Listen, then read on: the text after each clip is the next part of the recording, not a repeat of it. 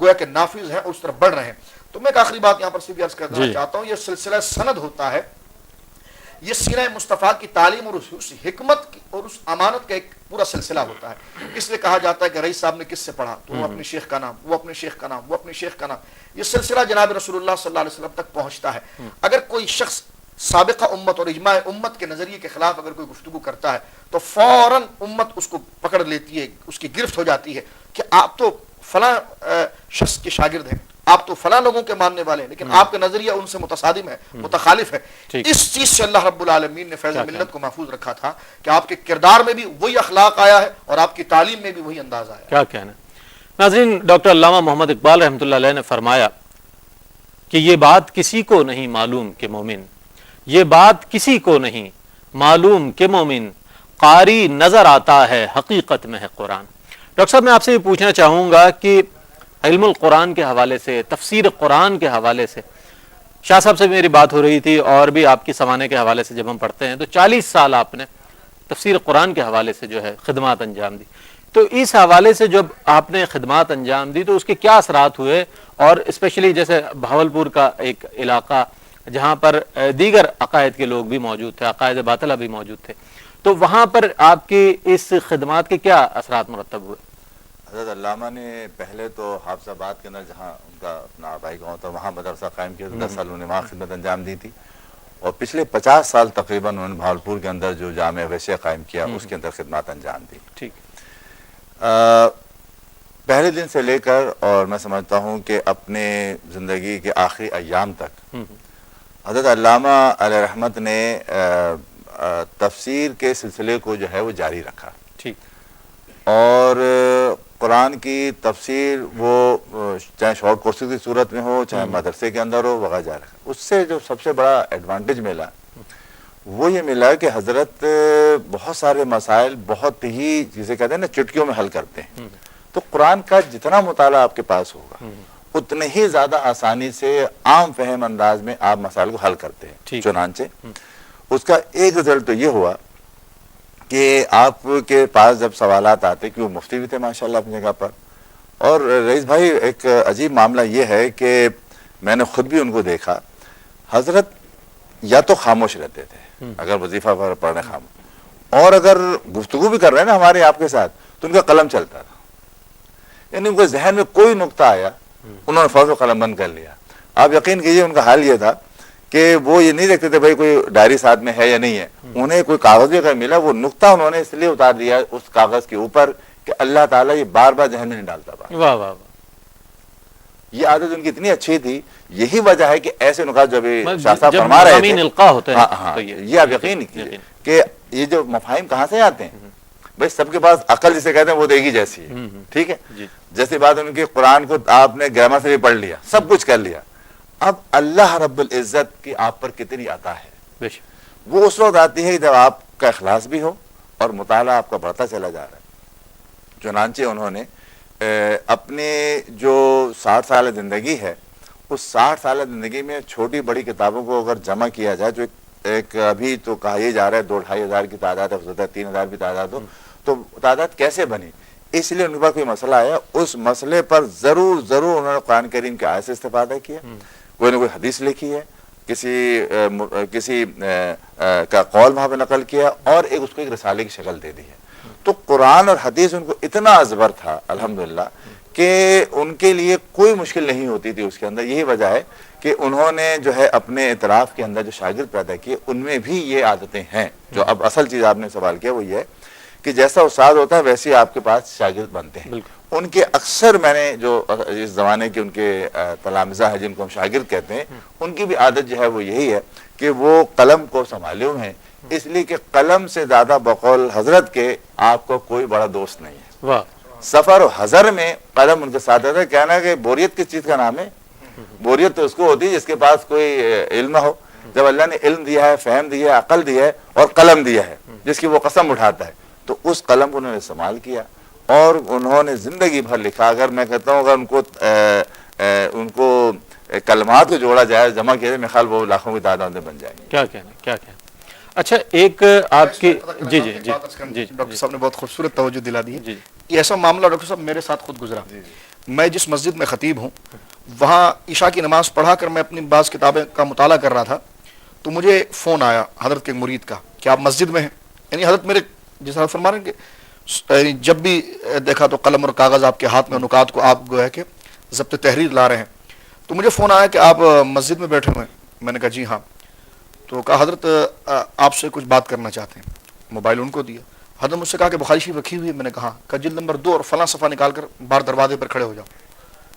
میں بخاری شریف لیا اور میں مسجد کے دروازے پر کھڑا ہوا. آپ یقین کیجئے حضرت آئے, گاڑی رکی, حضرت نے شیشہ نیچے کیا, میں نے دستبوسی کی, بس اور کوئی بات نہیں ہوئی. کا حوالہ ذرا پڑھو, میں فلاں حدیث پڑھو.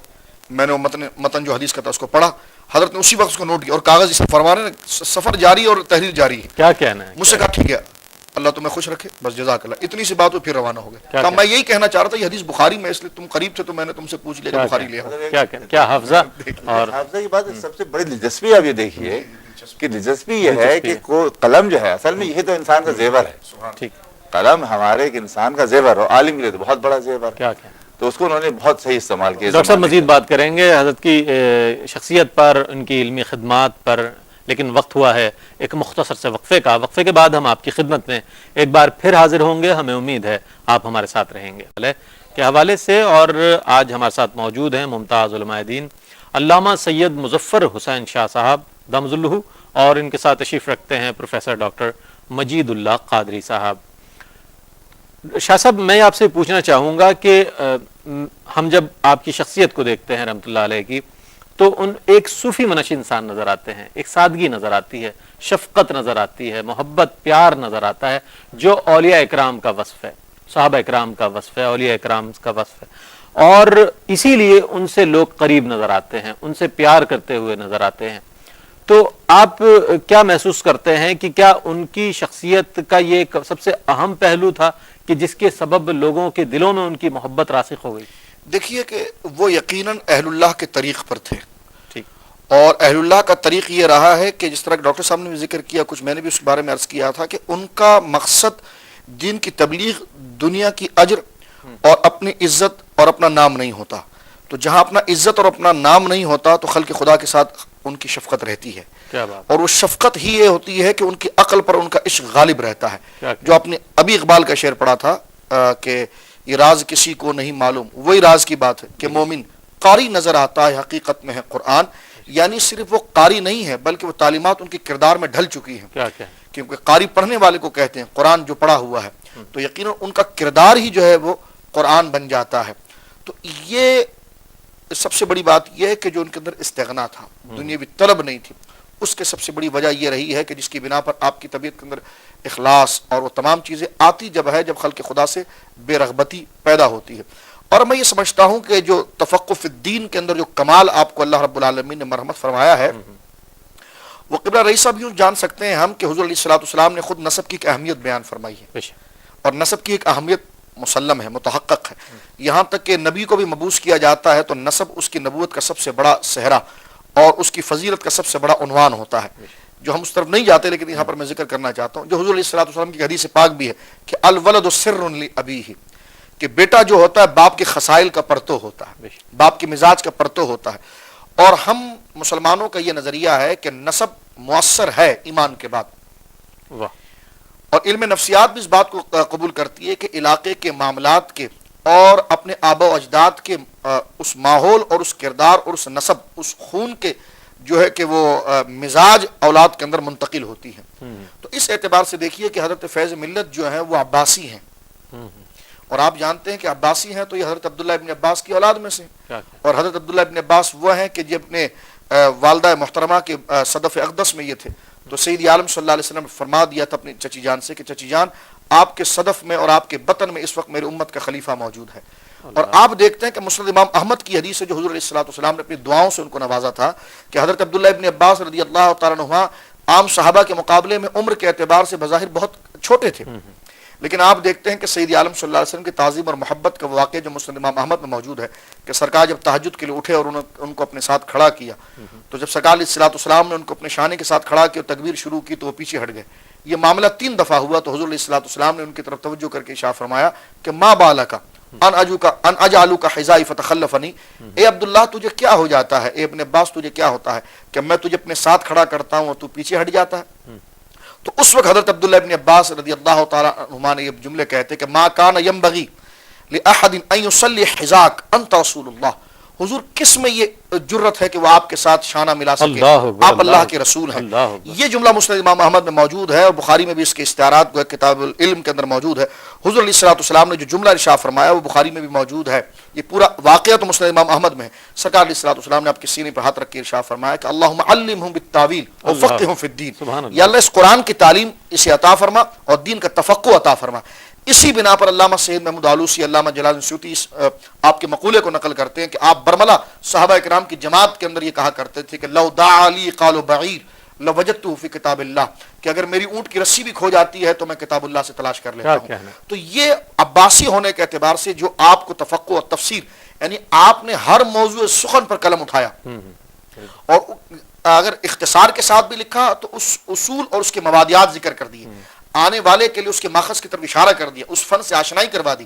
لیکن جس طرح آپ نے ڈاکٹر صاحب سے بھی ذکر کیا تو ڈاکٹر صاحب نے ارشاد فرمایا کہ آپ کا اصل منصب جو قرآن رہا ہے، یہ میں سمجھتا ہوں کہ یہ آپ کا نسبی فیض ہے جو حضرت عبداللہ ابن عباس رضی اللہ تعالیٰ عنہما سے آپ کو مل رہا ہے۔ کیا کہنا ہے ڈاکٹر صاحب، ہم حضرت کی جب تصانیف کی طرف جب نظر ڈالتے ہیں تو ہزارہ کتب نظر آتی ہیں، اور مبادیات کے حوالے سے بات کریں یا اگر ان کے رسائل کو ہم دیکھتے ہیں تو اگرچہ انہوں نے اس میں اختصار سے ضرور کام لیا لیکن موضوعات کی نشاندہی ضرور کر دی اور اس میں ان ضروری نکات کو منظر عام پر لے آئے کہ جو عوام کے لیے بہت ضروری ہوتے ہیں، قاری کے لیے بہت ضروری ہوتے ہیں۔ تو ان کی تصانیف جو ہے، ایک فہرست بھی شائع ہوئی ہے ظاہر اس کی اور بڑی طویل فہرست ہے وہ بھی، آپ کیا کہنا چاہیں گے کہ حضرت کی جو تصانیف ہیں ان میں جو خصوصیت ہے یا جو اس سے روشنی پھیل رہی ہے اس کی کیا آپ حوالے سے بیان کریں گے؟ حضرت نے جو ذکر کیا فیض احمد صاحب رحمۃ اللہ متعلق ان کے نسب کے حوالے سے، میں ایک اور اینگل سے اسی چیز کو بتاتا ہوں، اور وہ ہے استادوں کا فیض۔